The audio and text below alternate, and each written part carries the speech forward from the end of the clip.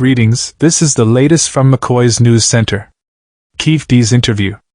Tupac's assassination can also be attributed in part to the founder of Bad Boy Records. In Keefe D's interview and autobiography, it is revealed that Keefe, whose real name is Dwayne Davis, was a member of the South Side Compton Crips gang involved in drug dealing during the early 90s. He became acquainted with a gangster named Eric Vaughn Zip Martin from the East Coast, who was known as Zip. Zip introduced Keefe to Sean Puffy Combs, who was just starting his business at the time. Initially, Puffy and Keefe had a friendly relationship, but things took a turn. Puffy eventually regretted ever meeting Keefe and referred to him as a bastard. They reconnected a few months later when Puffy needed to rent a car for Usher's music video in the summer of 1995. Puffy paid Keefe $2,400 for the car. A significant event occurred when Zip invited Keefe to a party called the Beat Summer Jam, where Suge Knight was present. Suge, already jealous of Puffy's success, asked Keefe about their connection, and Keefe mentioned it was from drug dealing. This encounter escalated tensions between Bad Boy Records and Death Row Records. The situation reached its peak on September 23, 1995, at a party in Atlanta. Suge Knight confronted Puffy physically, which led to a fight.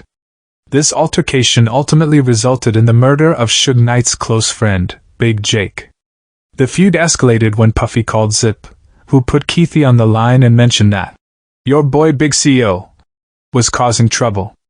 Puffy became fearful for his safety and hired ex-Navy SEALs with earpieces for security during events. Tupac Shakur's diss track further fueled the conflict, and a series of events, including a physical confrontation at a mall, escalated tensions between rival gangs. On September 7, 1996, Keefe and his associates attended a Mike Tyson match, leading to a confrontation with members of Death Row Records.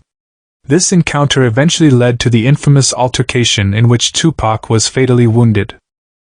Following these events, Keefe D and his associates sought revenge, leading to a confrontation with Suge Knight's group. Shots were fired, and the incident ended with Keefe and his associates leaving the scene. Puffy, concerned about the situation, called Keefe afterward to inquire about their involvement. There were rumors that Puffy had paid Zip $1 million to kill Tupac, but it is unclear if Keefe ever received a share of that money. Ultimately, Suge Knight was sentenced to 9 years in prison, and the feud between the two labels continued. Feel free to ask if you have any specific questions or need further details on any part of this narrative.